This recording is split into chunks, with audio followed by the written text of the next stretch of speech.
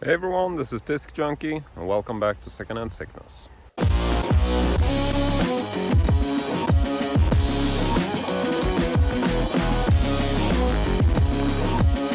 So, back at the flea market today, and I wasn't really expecting much because I've been driving for about an hour and it's been just not really pouring down, but it's been drizzling, like everything's completely moisty, and I just felt like, this is rain, it's raining. But you're sort of holding on to that thought that maybe there will still be people outside to sell stuff, but I was really not having much hopes, to be honest. But then I get here and would you look at this? It is absolutely packed with people. I don't quite understand it. It's not really raining, but it is just ridiculously moist in the air. Like, yeah, not really pouring down, but it is very much like everything is just this residue of moist on it. So I don't know. However, there is definitely a lot of people here, a lot of sellers.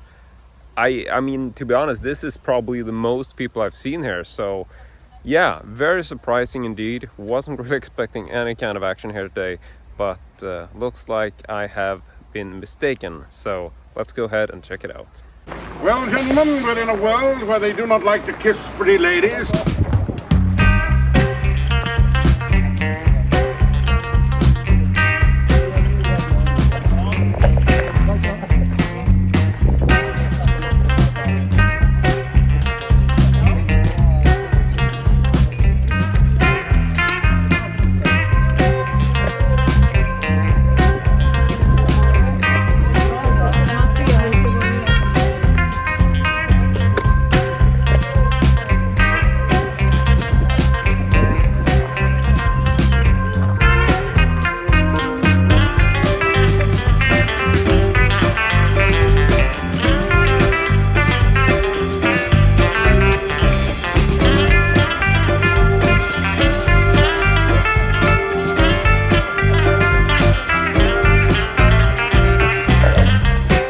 Well, I would say I'm about done for the day, but I've actually made some really unique and cool finds with it, which I didn't expect.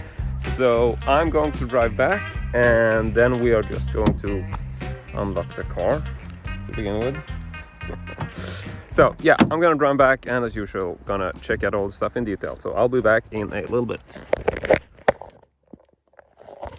Okay, so I'm back home and I decided to do the next part of the video on my reviewing table, which I haven't really talked too much about, but we might talk about that in one of the upcoming man cave videos. Who knows? But for today, I am desperately looking to show you some of the stuff that I picked up at today's car boot sale. And I thought we would start with the least interesting items. And I would say that that is definitely this videotape, which is a banana... Okay, messed that up. This is bananas in pajamas. I'm honestly not sure if it's called the same thing in other countries as it is here. This is a very sort of stupid kids show about bananas in pajamas. So I picked up this on VHS primarily because this has a yellow VHS tape in it, and I've had these ideas about making some VHS spool swap and some custom projects where I thought it would be cool to actually use a yellow cassette, and I don't have any yellow cassettes as far as I know, and so I just thought this was really cheap, cost me 3 Swedish crowns, so I figured I might as well grab it for a future project. So that's my first pickup of the day. Next up was something along the same lines, which is a movie I don't own, but for good reason, and that is Tomb Raider: The Cradle of Life. I can't say that I'm a very big fan of this movie, but I did notice that this DVD actually has a gold-style clamshell, and if you've watched some of my previous secondhand videos, I recently picked up some VHS-style clamshells in the same color for Star Wars Episode 1 and Episode 2, or actually just Episode 1, but yeah, so I've had some ideas about custom projects and sort of DIY box sets where I want to experiment a bit with gold style cases. And so when I spotted this, I figured that I might as well grab it, because it is in fact a gold style DVD case, and I think I might have some cool ideas for what I can use this case for. But so that's it, nothing too special. And this was also 3 Swedish crowns, which isn't even $1, it's like half $1 or 50 cents. So yeah, 3 Swedish crowns for this, which was at the same table as the Bananas VHS. And now we get to some of the fun stuff. Next up is a really good condition metal sign, which is in Swedish, so I guess I'll just translate. But as far as the back, really nothing interesting there. But yeah, this is in surprisingly good condition, which is something that attracted me to this, because this is a very heavy-duty metal sign. And I don't really know anything about the origin, but this was actually at a table of one of my friends, which is my buddy, my flea market buddy, Leif, or Leffe, who I tend to run into whenever I go to this car boot sale. And so he had this at his table, and I started reading the sign, and I realized that this is actually really, really old. And just to translate this briefly, it says, it's basically a forbidden sign, or a sort of restricted sign, which says that you are not allowed to photograph or enter, etc. And then it's just a small passage that says that if you're not authorized to be in this area, it is forbidden to enter, photograph, or depict anything within this area.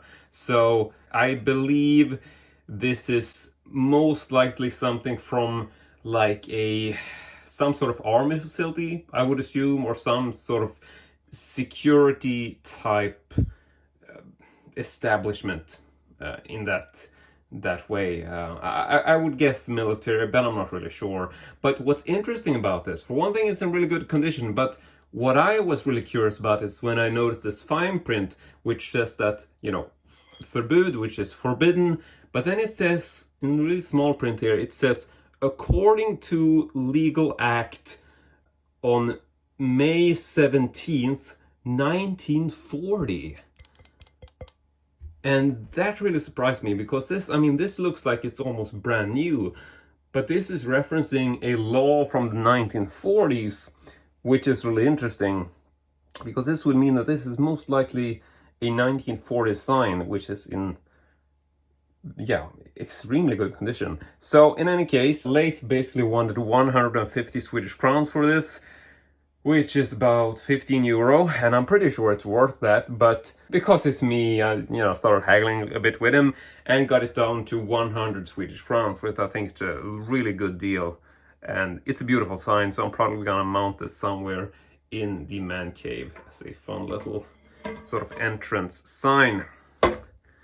But that is it. Now we just have one more item to show you, and this is definitely the most bizarre and cool item today. And this was also from Leif's table, actually. This was the first thing I picked up, first thing I saw, and this is so big that I'm actually gonna have to walk around my little camera setup here to lift this in, because I can't really move this from my current position. So if you just give me a second, I would like to unveil to you the TurnoMatic.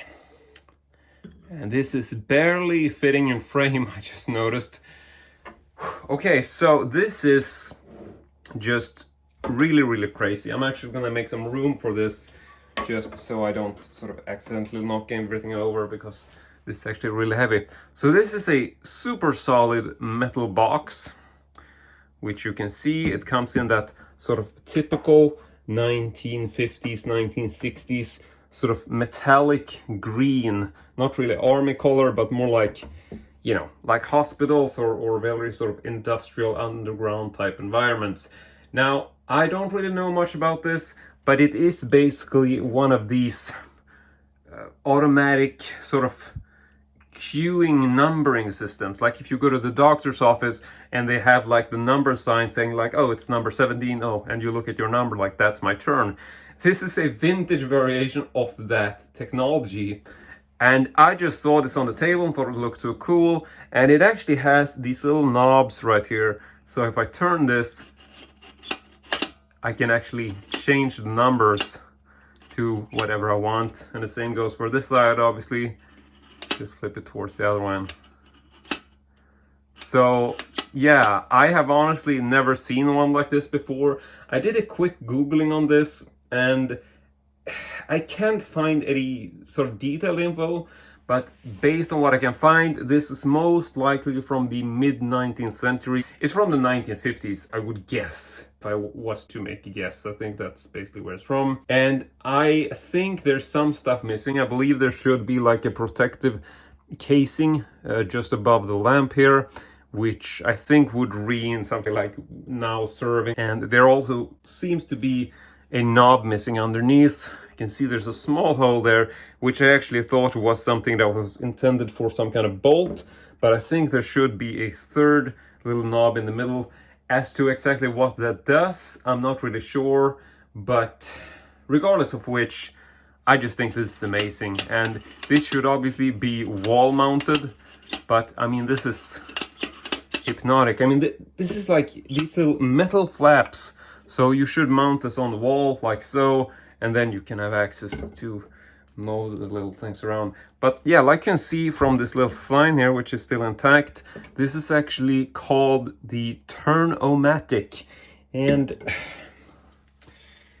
this is, sorry if I'm just exhausting, but this is surprisingly heavy. So I'm really curious as to what's inside this, but I thought we should at least just check some of the sides and a little bit of the back briefly. So, okay. So this is the back.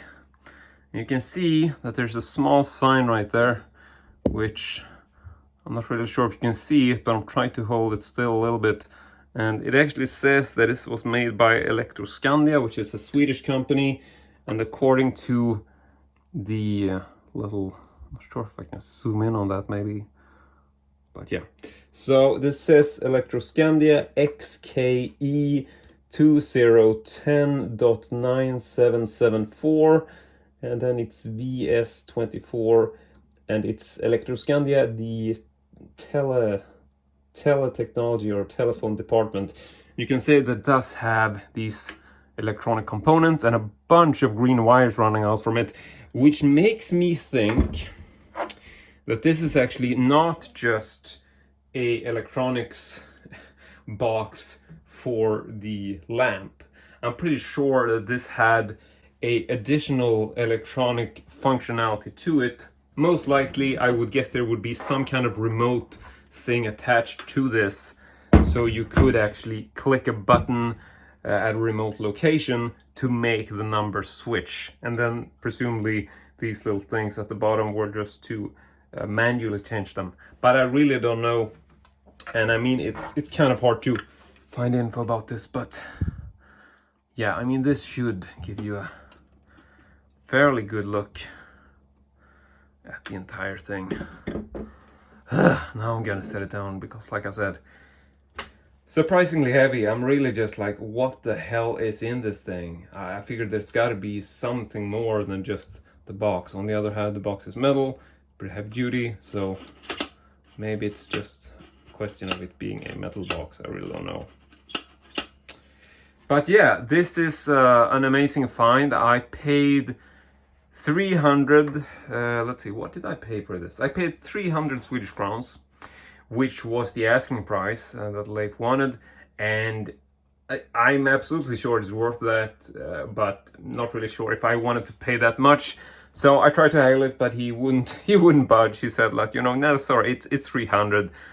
So I was fine. I was able to haggle down a little bit on the sort of restriction sign, so I'm pretty happy with that. But yeah, that is basically it. So we got the TurnoMatic today, we got the restriction sign from the 1940s, we got the Tomb Raider DVD, and we also have the Bananas in Pajamas VHS. So quite a mixed bag today for sure, but I mean, I'm just super stoked about the finds today, so I couldn't be happier. This is a crazy find. I'm not sure, I might potentially make another video on this to open it up and see if we can rewire it to get the lamp working. We will need to add some sort of button and obviously some wire to connect to the wall socket. But yeah, really cool little gadget of vintage technology. So I will definitely be happy to find a place for this on one of my walls if I can find a spot where it's safe enough to hang such a beast in terms of the weight. But yeah. So anyway, that is it from me today. I really hope you enjoyed this video, and as usual, I'll see you all next time.